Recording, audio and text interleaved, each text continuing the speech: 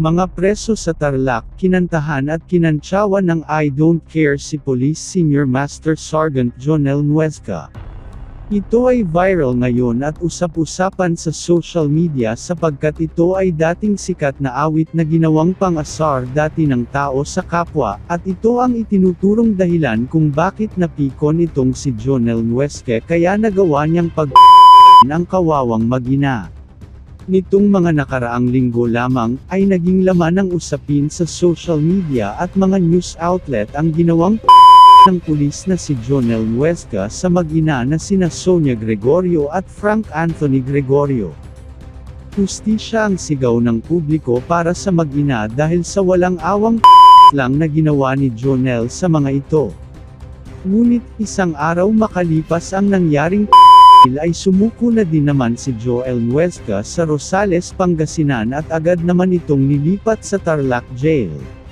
Matapos sumuko si Jonel Nuesca, kumakalat naman ngayon sa social media ang mga larawan at video na di umano'y kinakantahan at kinakantsawan ng mga preso ang nasabing pulis sa kulungan.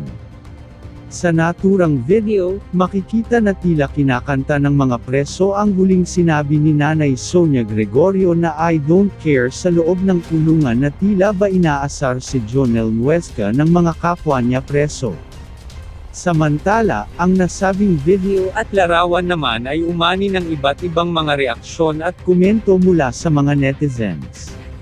Ayon sa mga ibang netizens, sinasabi na kung si Jonel Nuesca nga ang kinakantahan at pinagkakaisahan ng mga ito ay nararapat lang naman ito para sa naturang pulis dahil sa ginawa niya sa mag-inang Gregorio. Sa ngayon ay hindi pa naman natutukoy kung si Jonel Nuesca nga ba talaga ang nasa larawan at video na kumakalat sa social media. Gayunpaman, para sa mga netizens ay nararapat lamang umano ang mga ito para sa kanya. Hiling pa ng ilang netizens na sana makuha na ng pamilyang Gregorio ang hustisya para sa kanilang kapamilya sa lalong madaling panahon. Narito ang kabuuan ng video ng mga preso sa Tarlac na kumakanta ng I Don't Care. I don't care.